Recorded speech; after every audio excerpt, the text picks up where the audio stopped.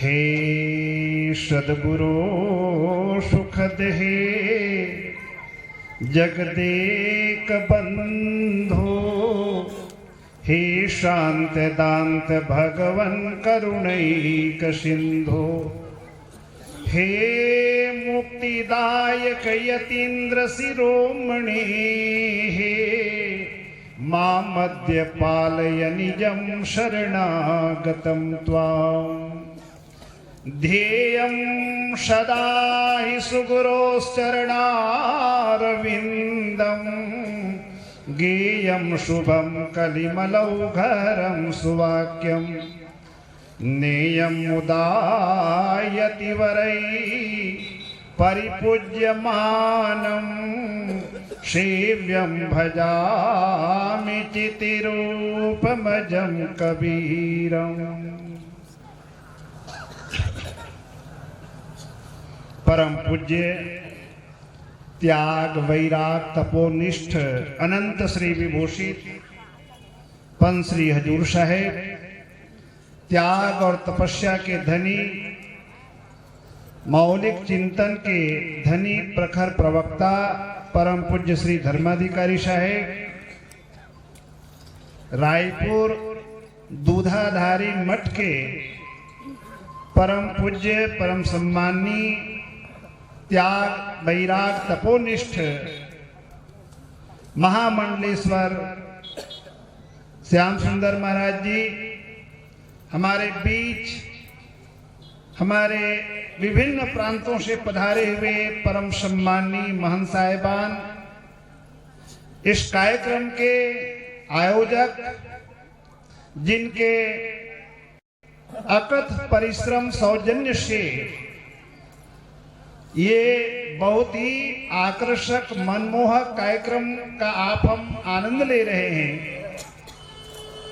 अनेक दानवीरों ने परम श्रद्धेय महंत श्री महेश्वर साहेब जी को इस कार्यक्रम के लिए खुले मन से खुले दिल से सहयोग किया।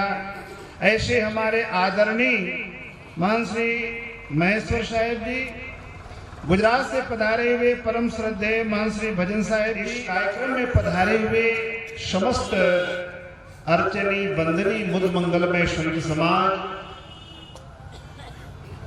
सदगुरु के अनन्य स्नेही आत्मस्वरूप जिज्ञासुजन, साध्वी बहने, स्नेह सलीला की मूर्ति स्वरूपा श्रद्धामयी ममतामयी करुणामयी देवियों, समाज और परिवार के होनहार प्यारे बच्चों,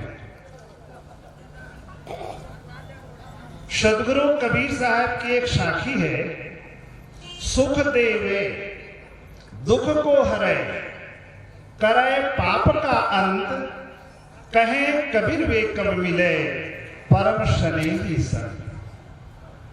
छोटी सी साखी, पर इस साखी के अंदर जो भाव है बहुत ही विचारणीय। सुख देवे दुख को हरे, जिनके सानिध्य प्राप्त होने से, जिनके वाणी को सुनकर हृदय में ज्ञान की ज्योति जले, जन्म जन्मांतर का अंधकार दूर हो जाए, विकार दूर हो जाए, ऐसे कोई संत का सानिध्य प्राप्त हो, ऐसे कोई महापुरुष का दर्शन प्राप्त हो, दुख को हरे। जीवन में जो अशांति है, जीवन में जो टेंशन और तनाव है, ऐसे महापुरुष जिनके सौजन्य से, जिनके सानिध्य प्राप्त करने से जीवन की अशांति मिट जाए, जीवन निर्मल हो जाए, मन पावन हो जाए, तो ऐसे संत जीवन में कभी मिले तो समझना कि वो दिन आपके लिए बड़ा मूल्यवान है। क्योंकि संतों का जो मौलिक चिंतन होता है वो सर्वजन सुखाय और सर्वजन हिताय के लिए होता है। एक छोटी सी बात, गोस्वामी तुलसीदास जी महाराज के जीवन से रामचरितमानस समाज को प्राप्त हुआ। एक जिज्ञासु ने गोस्वामी जी से पूछा, इतना अच्छा सदग्रंथ आपके जीवन से समाज को प्राप्त हुआ है, इसके पीछे आपका क्या भाव है? आपका चिंतन बड़ा ही सराहनीय। तो गोस्वामी जी ने अपने हृदय का पवित्र विचार मानस के भूमिका में एक श्लोक के माध्यम से व्यक्त किए।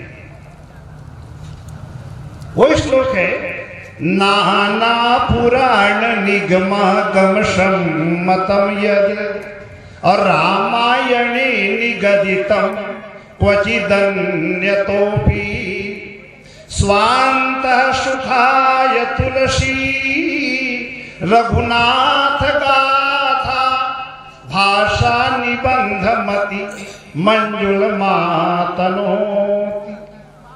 गोस्वामी जी अपने हृदय के पवित्र भाव को सहज रूप में व्यक्त करते हुए कहते हैं, संत जी, स्वान्तः सुखाय तुलसी।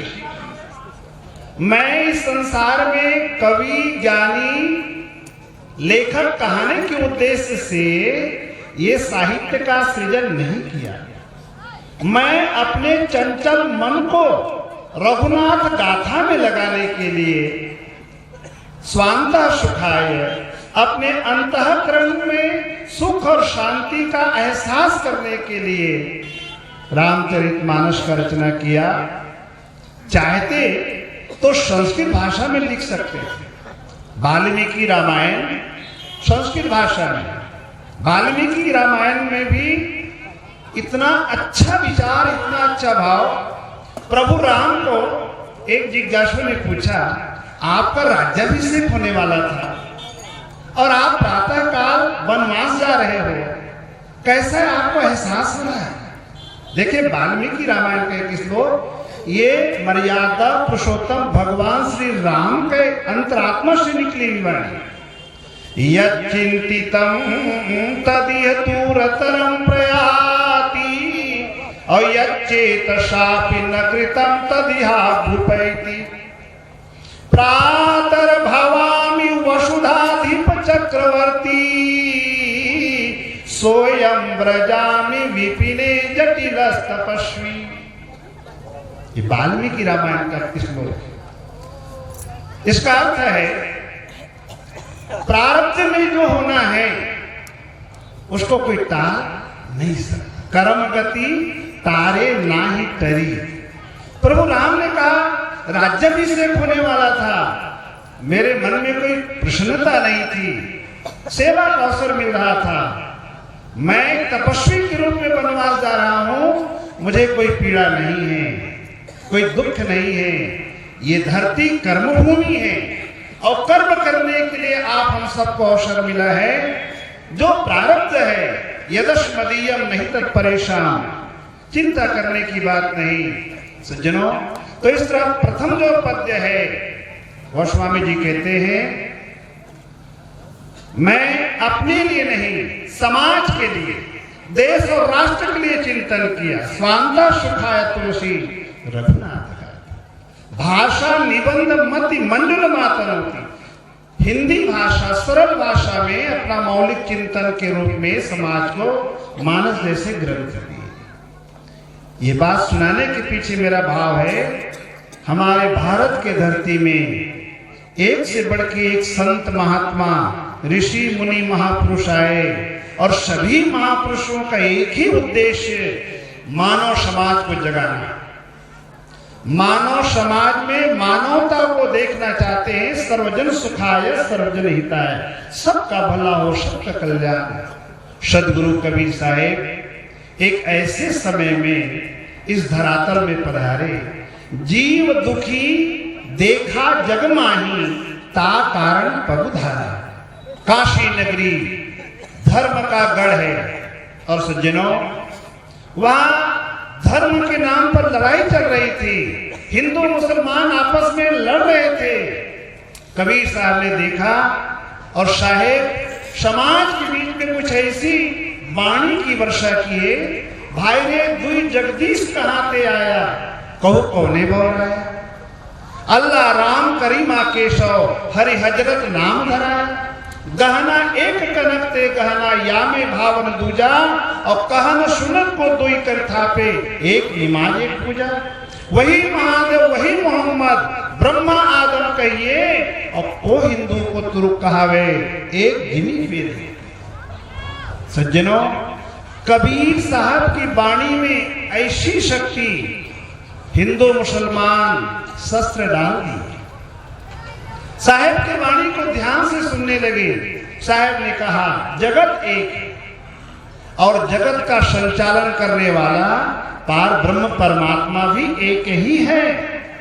साहब ने कहा, दुई जगदीश कहां भरमाया, अल्लाह राम, हम राम कहते हैं, मुसलमान अल्लाह कहते हैं। अल्लाह राम करीमा केशव, हम केशव कहते हो करीम कहते हैं। साहब ने उदाहरण दिया, सोना एक है, आभूषण अनेक प्रकार के हैं।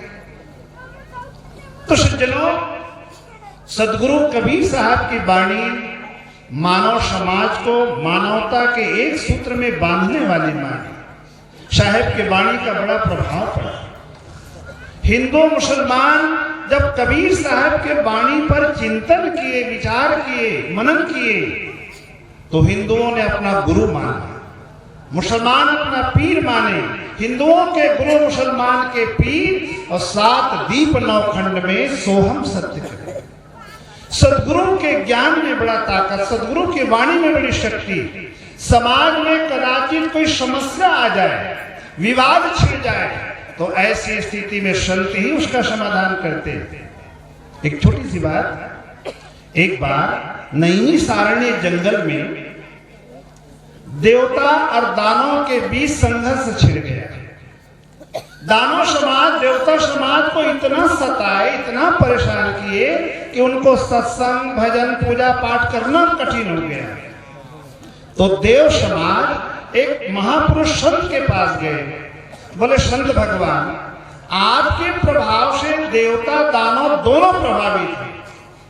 आप कृपा करके दानव समाज को थोड़ा समझा दीजिए, हमें भजन सत्संग करना कठिन हो गया है। संत जी दोनों पार्टी को बुलाया, बड़े सम्मान के साथ एक पंक्ति में देवताओं को बिठाया, दूसरे पंक्ति में दानव समाज।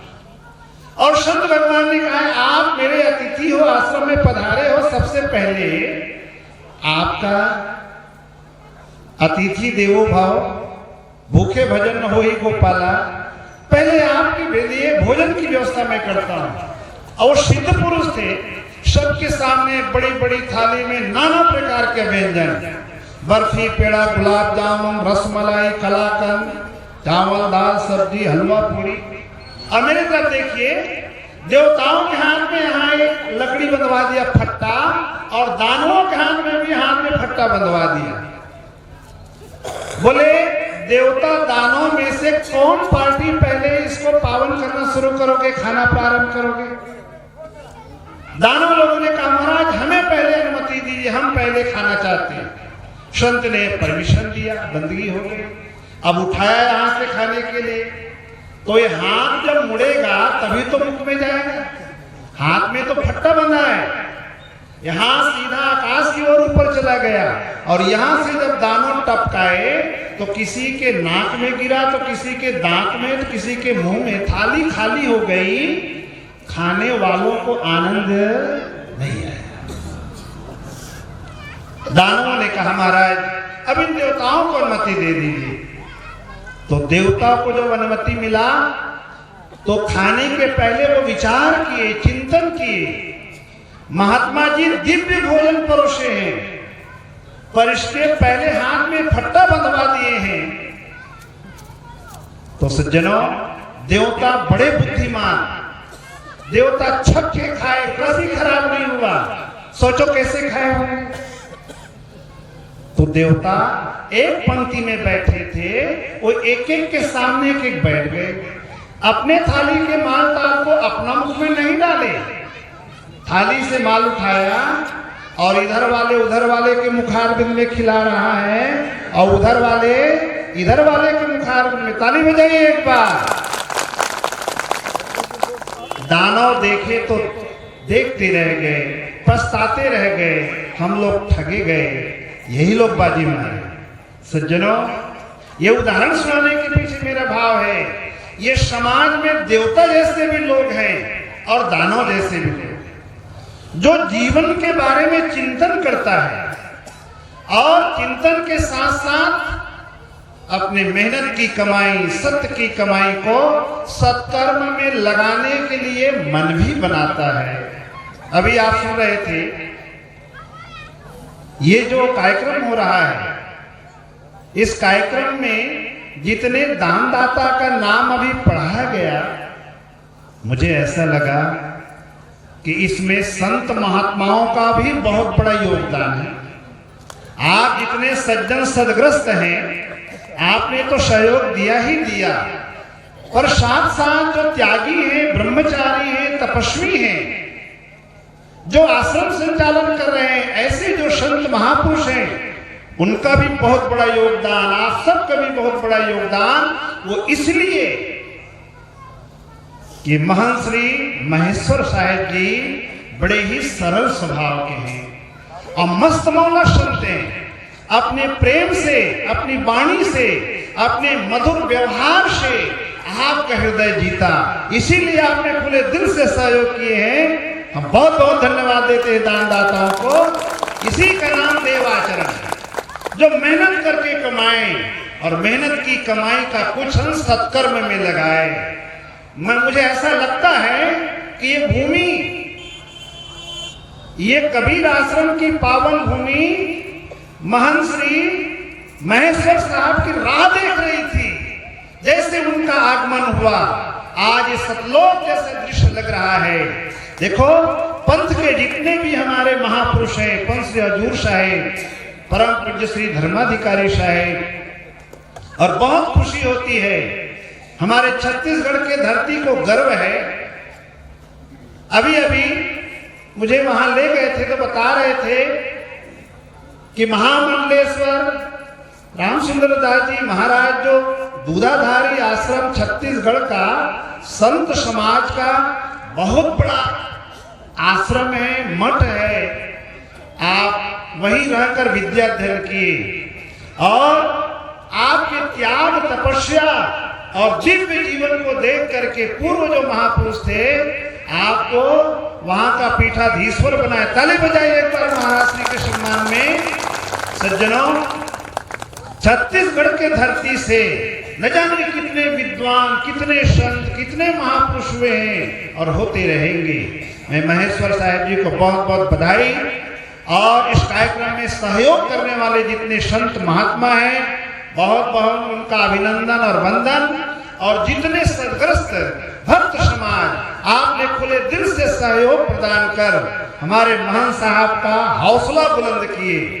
उनके अंदर एक आपने जो जज्बा पैदा किया है, सबके श्रद्धा का बहुत बहुत सम्मान, जिसके अंदर में त्याग की भावना, सहयोग की भावना, देने की भावना है, उसी का नाम देवाचरण कहा गया है।